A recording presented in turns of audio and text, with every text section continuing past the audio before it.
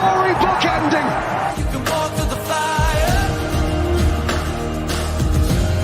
You can walk through the fire. When it's down to the wire. You can walk through the fire.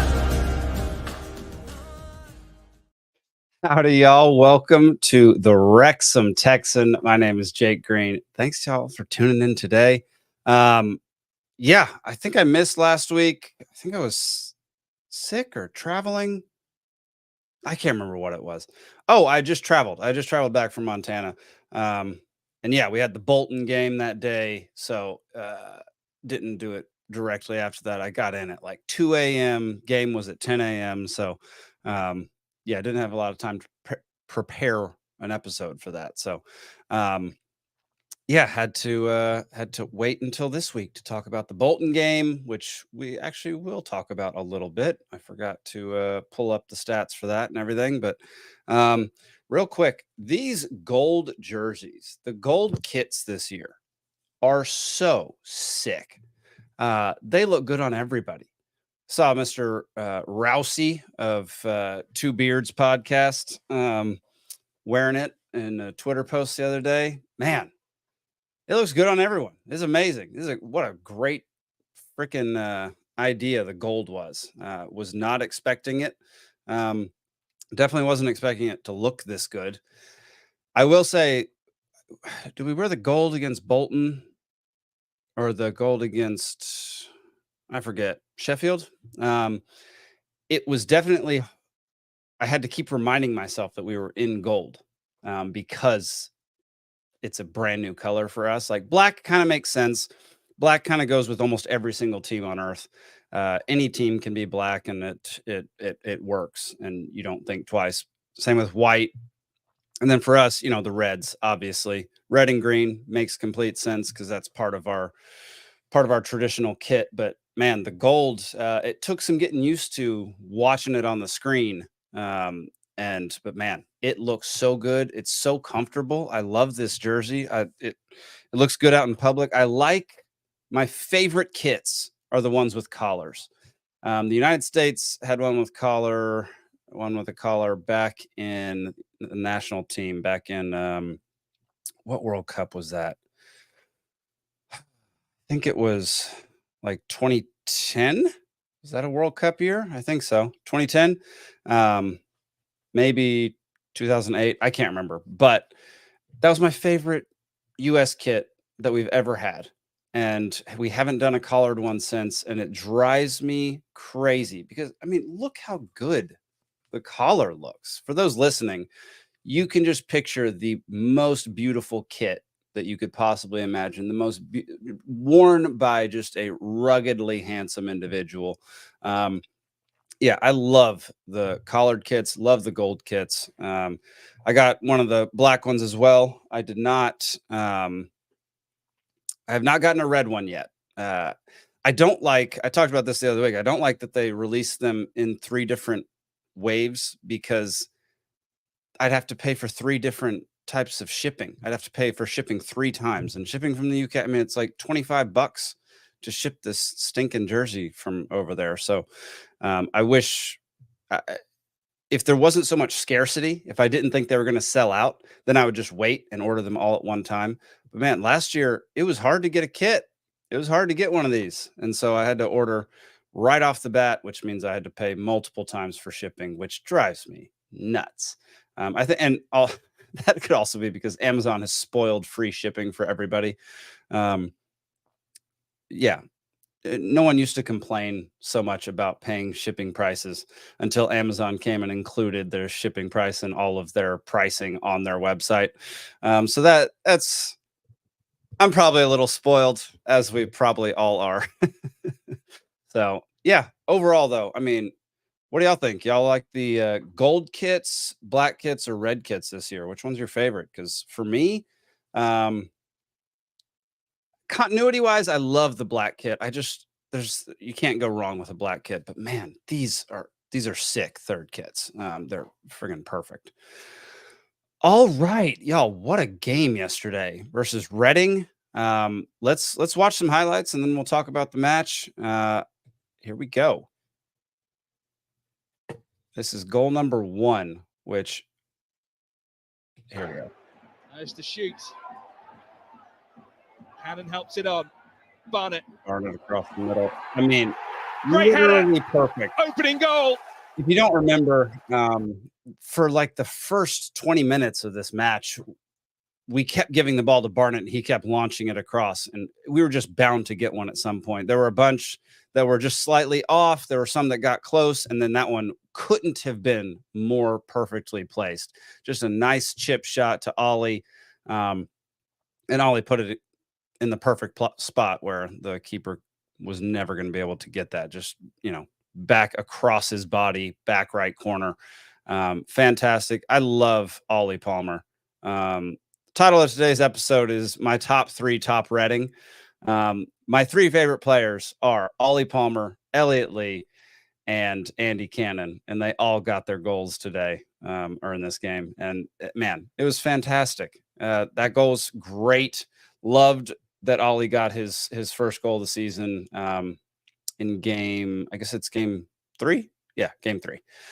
And then not too long after that, Fearless in Devotion is calling this counterattack of the season contender, which, we'll review it real quick and y'all let me know, because it is a good counterattack, I will say.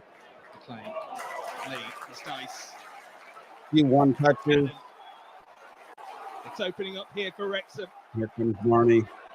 Barnett with lots in red to aim for. Great ball off the so post. much wicket there. Marriott charged down, but it's turned in. I thought Marriott was going to It's put it in the back of the net. I really And thought it's Marriott was going to do Elliott it, but Mr. Elliot Lee got it. I mean, we can see from different angles. Somebody got a great angle on this side of the net, and I love this one. Post. Marriott almost took one and Lee nails it. And I love fan angles. I love angles, especially when they do it horizontally. Far too many people these days are filming everything vertically. Like, if you're going to film stuff at a football match, please do it horizontally. You can always crop in vertically later. This is perfect. This is perfect. You wouldn't have been able to get all of the action if you did it vertically. Look at that, off the post. Cannon almost got 2 today. Man. I don't know what they were complaining about, too. Every single one of the Reading players were whining 2 seconds after the goal. And no one was offsides. There were no, I didn't see any, fouls or anything. We got Andy Cannon heading it off the post. We got, they may have thought Andy Cannon got a handball, maybe. I don't think so. Is that possible? Did he handball it? Oof. They may actually have a reason. But look at that save by the keeper. Unbelievable. He's 1 yard in front of Marriott and he still gets the ball. That is unreal. What a dive. But yeah, okay. I will say, if you look close, Andy Cannon I can't tell. It's really hard. It's really blurry. Can we up the video quality here? Nope. Man, I will say he may have hit it with his hand, but he also wait, hang on. Let's see when the ball changes direction. So he hit it with his foot. He hit it with his foot, and it may have glanced off his hand. Even if it did, though, his hand was right next to his body. It's not like he pushed it forward with his hand. So I don't know. I could see why they would whine for a second. I mean, the goalie's whining for sure. Look at that.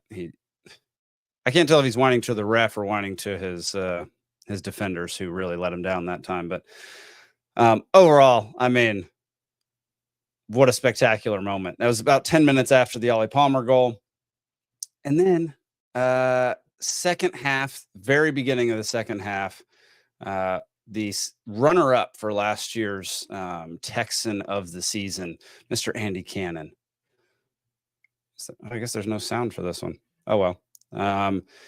Yeah, Lee passes over to Cannon. Cannon takes a dribble, sees an opening, and I mean, perfect strike. Perfect strike. There was maybe 1 foot of space where he could have actually gotten that past the keeper. You can kind of see it right there. Actually, pause. There we go. You can see like the keeper's hand is so close to that ball.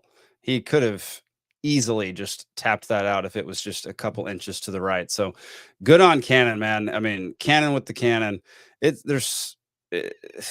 What a shot. What a shot. I love Andy Cannon. I love what that dude has done for our squad after his first few games last season. He has stepped it up. He has put in the work, and he hustles more than almost any other player I've seen out there. And we'll get to that here in a minute. And then one of the best things to happen yesterday is Mr. Mullen coming back into the game. He's back. I imagine he'll be starting next game. I have no idea if that's actually going to be the case, but I imagine he'll be starting next game. Let's go over some stats because I thought it was a very interesting one. Let's see. All right. So look at this. Okay. So we had momentum for the first 11 minutes. And then after that, they had most of the momentum most of the time, but we were the ones converting on our chances. They had a couple chances. They had a few times when they could have. They had possession a lot, but our defense yesterday was killer. It was killer. It was much, much, much better than game 1 of the season, and even better than the Bolton game. But that first game of the season, we looked a little bit porous. We looked like it might be we might need some time to catch up, our defense at least. They had the ball 67% of the time yesterday. That's wild. It did not feel like that. It felt to me, it felt 50-50 most of the match. And the fact that we scored 3 goals with 33% ball possession is pretty incredible. That just means that our attackers take advantage of the few opportunities that we got yesterday. Our expected goals were at 1.23. We far outdid that one. They had 14 total shots and 1 big chance, and we had 4 big chances. FOTMob's player of the match was Elliot Lee. I believe the other, maybe Wrexham's player of the match was James McLean. Not sure why it was James McLean. I could be wrong on that. Maybe I misread something online, but Elliot Lee, fantastic. I mean, he killed it. He was all over the place. He had a few times when he could have scored, or at least taken a shot, and he chose not to. Dumped it off to Barnett, and Barnett would cross it into the middle. They had 2 yellow cards. We had none. We brought in Fletcher for Palmer, Mullen for Marriott in the 74th minute. So Mullen got 20 minutes of playing time. Not bad. And then my feed started messing up around the 80th minute. I did not even see Seb come in the game or James Jones come in the game. So my feed started messing up. The audio, we're going to get to that because the audio was horrendous. Let's see. Yeah. I just want to look at some stats from the folks. Where are those? There we go. Okay, so yeah, Elliot Lee, man of the match with an 8.7 rating. Andy Cannon. I mean, George Dobson. Look, I'm extremely impressed with George Dobson so far. Coming in, he's playing the George Evans position. He kind of, 2 Georges. It's interesting because Evans killed it for us last year, but Dobson's played most of the time this season so far. I wonder if they're just figuring it out. They're trying to see how Dobson does, and then they'll bring Evans back in and they'll kind of rotate a little bit more. But so far, I've been extremely impressed with Dobson. There was a point in yesterday's match where Dobson, the other team had the ball in our box, and Dobson just came in and it just looked like he jumped on the guy's back. I would have bet money that was going to be a penalty. It seemed completely unnecessary. Maybe I just had a bad angle, but he is a hustler and very aggressive yesterday in particular. Let's see. So far this season, I've been unimpressed with O'Connor. He might just be trying to get going. That just he might not be up to form yet, but I've been very unimpressed with O'Connor. O'Connell's been fine. Palmer's I've been loving Palmer. Okonkwo's been killing it. McLean, Barnett, Cannon. Most of our guys have been great. Max Cleworth, I thought he did extremely well yesterday. And then it's hard. Marriott, man, I thought Marriott deserved a better score than 6.5. That guy hustles. There aren't many people that on our squad that hustle, that you see sprinting as much as you see Jack Marriott sprinting. He almost got a goal by a miracle, miracle save by the goalie. I really like Jack Marriott, and I'm really hoping that he is able to put a few more in the back of the net this season than he has so far. I like a guy that hustles. That's why I like Elliot Lee. He hustles. He rarely complains. He rarely flops. If you flop, you automatically go down in my book because flopping is for losers. And then Seb and James Jones only had 10 minutes, so they didn't even get rated. Look at their squad. They had terrible ratings. I mean, their defense deserved their terrible ratings because they let in. I mean, they didn't mark people. When they marked people, they didn't mark them well. It was an embarrassment to their defense yesterday. Or just, goes to show like how good our offense is, like how good our strikers are, and our midfield and wingers. So, 90 minutes played for Elliot Lee. Beast. I wonder why. I'm just, thinking out loud as a dumb American. 90 minutes played where he technically played like 96 minutes. I kind of wish that would be included in this so you could see how many actual minutes people have played. He played the full match, but the full match was like 96 minutes. I think it was 2-minute injury time in the first half and 4 in the second, I think. Maybe. I wonder why they don't do that. That's interesting to me. We're not going to go over every single statistic. But look at this. Look at the shots.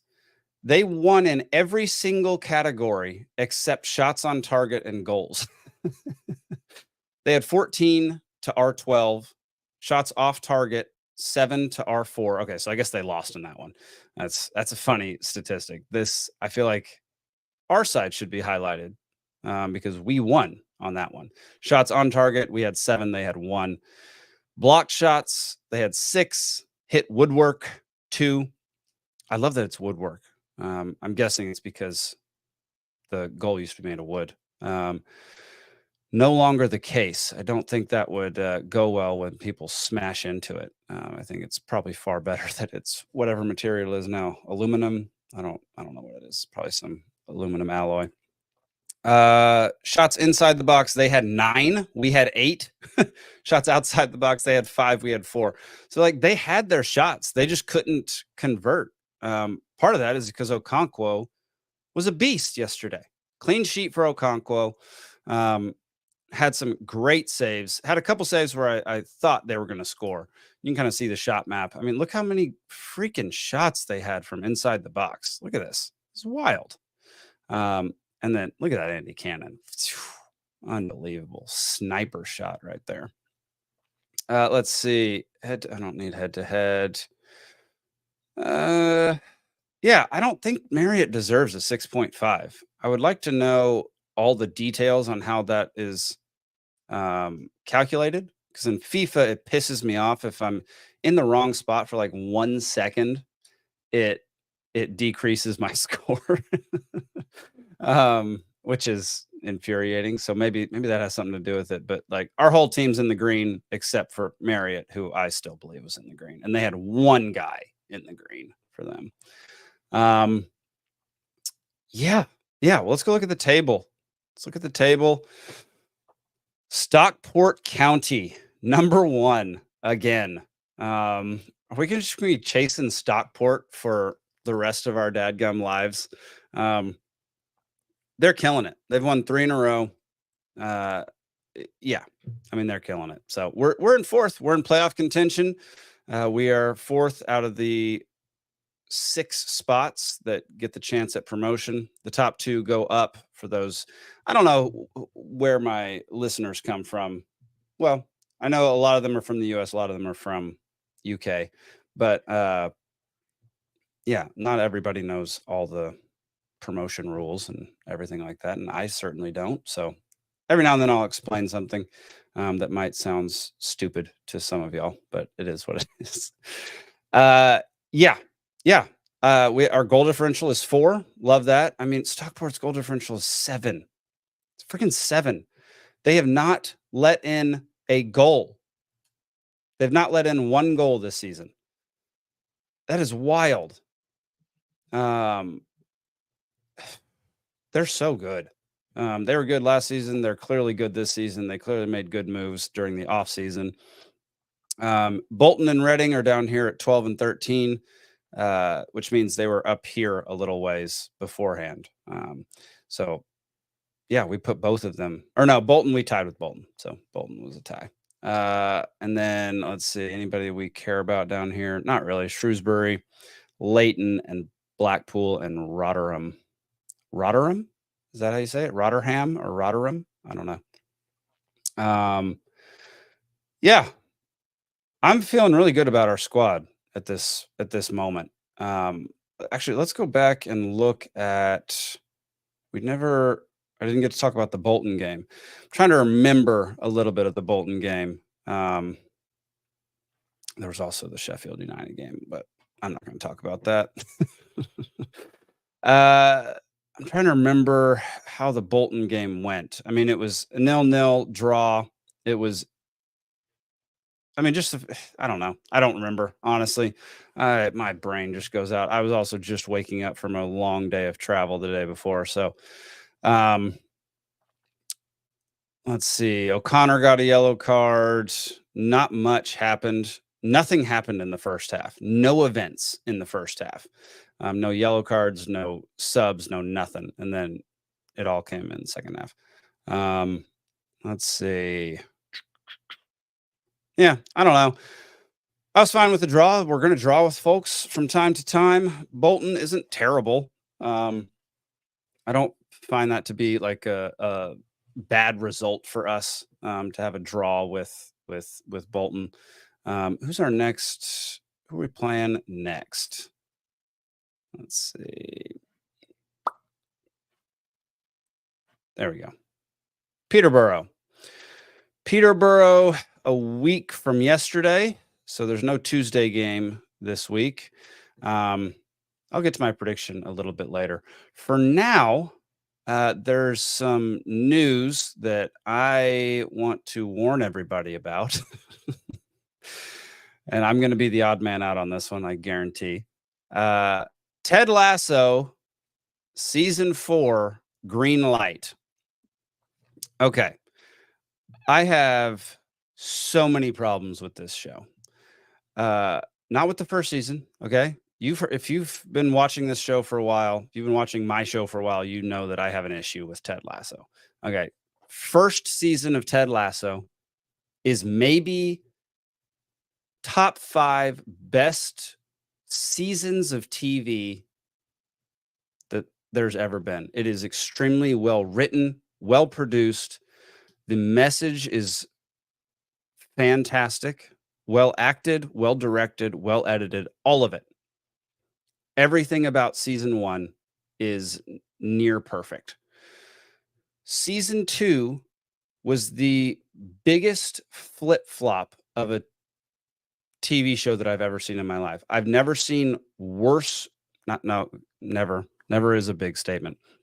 You'll rarely see worse writing and worse directing and worse editing in any show. That includes crap shows. Like that includes shows that you would never watch because of the low production value. The writing in season 2 and season 3 was so bad. I know that this show has a lot of people's hearts, and I know that people love watching it, and I know that people are excited for season 4. I stopped watching after season 3, episode 2. They got political. They got all social. It just became a propaganda campaign with storylines that made no sense, characters doing things that they would never actually do. It just became unbearable to watch. And I would encourage you to, if you're going to rewatch the show at some point, or if you want to know what I'm talking about, just go watch the season 1 premiere, then go watch the season 2 premiere, and tell me that those two things don't, they're not congruent. They're not they don't have the same tone, they don't have the same feel. They're just completely it's like they replaced every single writer with somebody who had never watched the show before, which is something they do, especially in like Marvel stuff. They get a bunch of people writing for Marvel that have never read a comic book or know the history of what they're writing about, which is just hilarious to me. It's so stupid, which is why I don't watch Marvel movies. But I can't believe Ted Lasso's coming back for season 4. I can't believe it. It's infuriating to me that they're bringing that back for season 4. I heard from a bunch of people that season 3 was wrapped up, like that was done. That was the like series finale. It doesn't seem like Ted Lasso is actually even coming back to the show. I don't think Jason Sudeikis is going to be involved. I think he might be an executive producer, but it doesn't seem like he's going to be in the show and they're going to call it Ted Lasso. I went to film school. I've spent 10 years so far in the film industry, and this show makes me angrier than like a reality show, than any show that I've watched or seen over the last 20 years. This show pisses me off more than any of the others. Yeah, I feel like I'm just going on a tirade right now, but it is what it is. I would encourage you to not watch season 4 because it's going to be garbage, and they don't deserve it. They don't deserve it after their garbage seasons for season 2 and season 3. Don't encourage people to make bad TV. If you watch it, that's your endorsement of the show. Like you can't tune into something, become a statistic watching their show, and feel like you're not actually supporting the show. Just by watching it, you are giving these people the green light to keep making crap and keep making bad TV. And that kind of thing, I can't live with that. So there's already enough bad crap out in the TV world. Why add to it? And why ruin a perfect season by having 3 others that are crap? So yeah.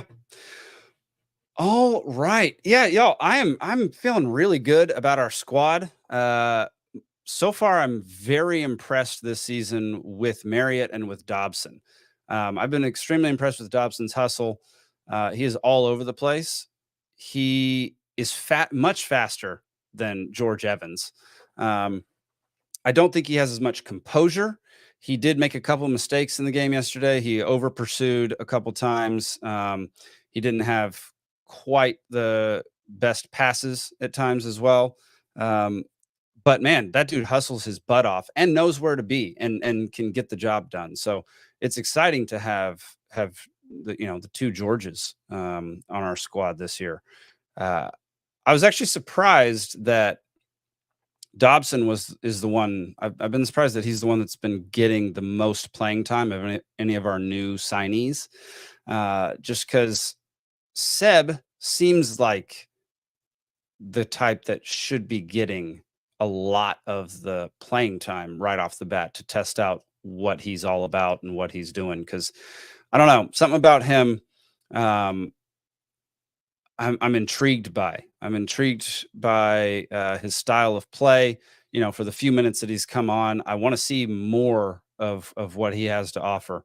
And you know, maybe we'll get to see some of that. I wish we'd have beat Sheffield United, or at least drawn with them. That would have been nice. But yeah, Seb, Revan. I heard Reven on the stream the other day, so maybe it's Reven. I'm confused because I've heard it pronounced 3 different ways at this point, so now I don't friggin' know. Yeah, I'd be interested to see him play a little more, just because. Yeah, I think he will be a killer once he's out there. I think that Palmer and Marriott have been playing extremely well together. Palmer outran. So you never think of Palmer as a super fast guy. You don't think of him as our guy out there. Buddy, no one told you to tune into this. I don't think this is your cup of tea, buddy. Oh, that was unexpected. I did not, buddy. You're just a funny dude, man. Yeah, I did not expect. You don't expect Ollie Palmer to be sprinting down the field and outrunning the defenders, but yesterday he did that. He did exactly that. He outran everybody to get down to a couple balls and made them look really bad, which probably, I mean, that definitely contributed to their terrible ratings yesterday. Yeah, him and Marriott playing together has been fantastic so far. And I know that Mullen's coming back, so it'll be Mullen and Palmer again, and Marriott will be a sub on the bench. But it's promising that Marriott's starting to click with some of the players on the squad. It's yeah, I like the way that we're gelling at the very beginning of the season. It doesn't seem rocky. It doesn't seem forced. It doesn't seem like we're struggling in a whole lot of areas. It seems like we are firing on all cylinders, and that gives me a lot of hope for. I hate to say this after 3 matches, but I think there is a possibility of us getting promoted again. If we do that 3 seasons in a row, how many teams have done that? 1? None? It can't be very many. I don't want to get ahead of ourselves, but if we do keep playing the way we have played so far, we will 100% get promoted. We're playing extremely well. Nobody seems to have an ego, which is, you know, that's a Phil Parkinson thing. That's getting the right players, putting them in the right positions, and allowing them to do their thing. Yeah, and the fact that we have our solid goalkeeper that we're going to have for at least 3 seasons, and he wants to be here, and he ended up signing with us, I think that boosts morale on the whole squad. I think that takes away a bunch of uncertainty that we would have had if we'd have had to, you know, bring in Luke McNicholas as a full-time keeper, or bring in somebody else from another squad if Okonkwo had left. I think that would have set us back in the like morale and the communication on the field. I think that probably would have set us back a season or 2 if we had to go get a new keeper. But the fact that Okonkwo stayed around seems extremely, I mean, is extremely beneficial to our mindset. And the new guys are playing fantastically. I don't know. We signed 5 guys during the offseason, 5, 6, something like that. I'm interested to see if any of them get frustrated by not having playing time. And I'm interested to see, there will be injuries. I don't know how many. I don't know who it will be, but hopefully there will be the least number possible. Everybody will stay happy. Everybody will stay healthy. Everybody will get some playing time and we'll get promoted again. Boom. There you go. All right. Let's look at the Peterborough game. So where is Peterborough on the table? They're 7th. So they've won twice and lost once. They've scored 6 goals, given up 4. Who have they played? Let's go check that out. Whoa, I'm in a tiny little box there. Add to stage. There we go. Okay. Let's see. Who have they played? Fixtures. So they beat Exeter and beat Shrewsbury. And then, let's see, lost to Huddersfield. Lost to Huddersfield, beat Shrewsbury and Exeter. So where are Shrewsbury and Exeter? Exeter 17th. Oh, Shrewsbury's at the bottom. Okay, so they might not actually be that good. Where's Huddersfield? Huddersfield is 2nd, and they lost to them. Interesting.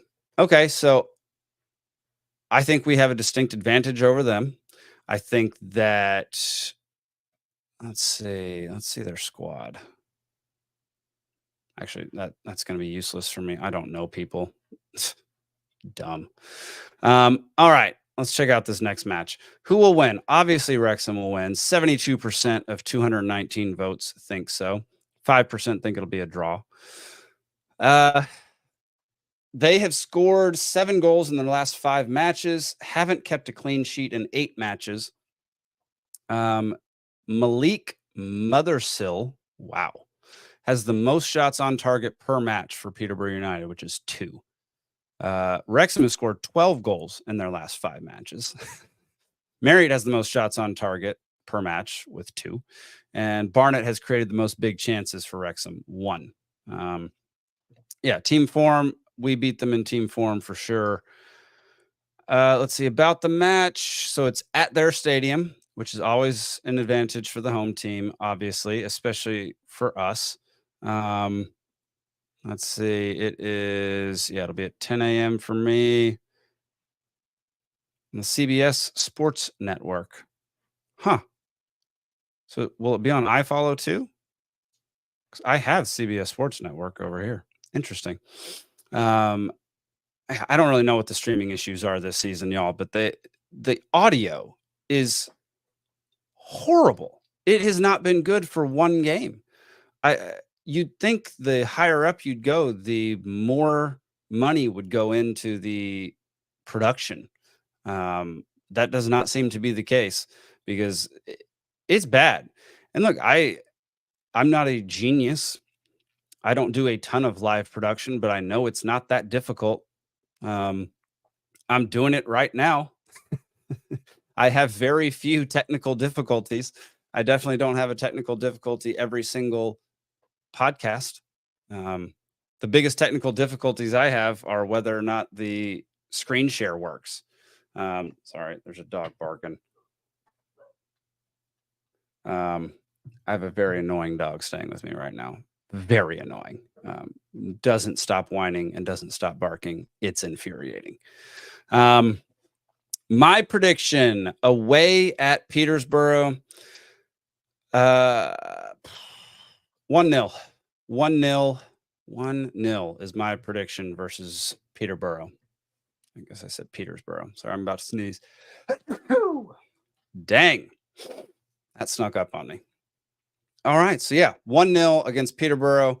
And then, I'll come back next week and we'll talk about that game. Well, y'all, I'm excited about this season. I'm going to try to be far more consistent with these podcasts. It's really difficult right now. I'm spending 3 weeks in Atlanta, 2 weeks in Montana, and doing nothing but building a house in Montana. So we're in the middle of moving there, and I'm trying to get the house done.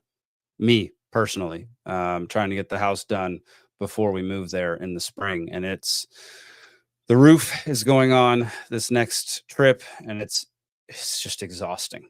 So there's, there are days, there's some Sundays after a game when I'm just completely worn out and need just a morning off, and then I forget about Wrexham Texan because all the days run together. And yeah, so just bear with me. I will get back on a schedule. I will do my best to put some of these, out consistently every Sunday, and then there'll be some bonus episodes here and there with more reviews from last season. I'm not sure how much longer I'm going to do the reviews of Welcome to Wrexham. It's becoming a little repetitive. Like season 1 was brand new, novel thing. It was fantastic. It had a lot of great things. Season 2 was also very good. Season 3, it just becomes very repetitive. A lot of the same stuff. I enjoy watching it. It's just there's only so many things I can comment on because they're not breaking much new ground. I can comment on some of the content, but all the filming is done the same way. So whatever you heard from the first season, you're going to hear from the third season. Like they're not doing anything new with how they film it or how they tell a story or anything like that. So at some point I may stop reviewing Welcome to Wrexham and just focus on the squad, which is fine. I have no problem with that. Hope y'all don't as well. But yeah, I think that's it for this week, y'all. I appreciate y'all watching or listening. We're on every podcast platform right now. We're only on for video YouTube, Rumble, and PeacefulSea Network. If you go to www.peacefulsea.network, that is my company. That's my company's streaming site. We're about to launch the $1 Media Club, where you can subscribe for $1 a month, the cheapest possible subscription that we could afford.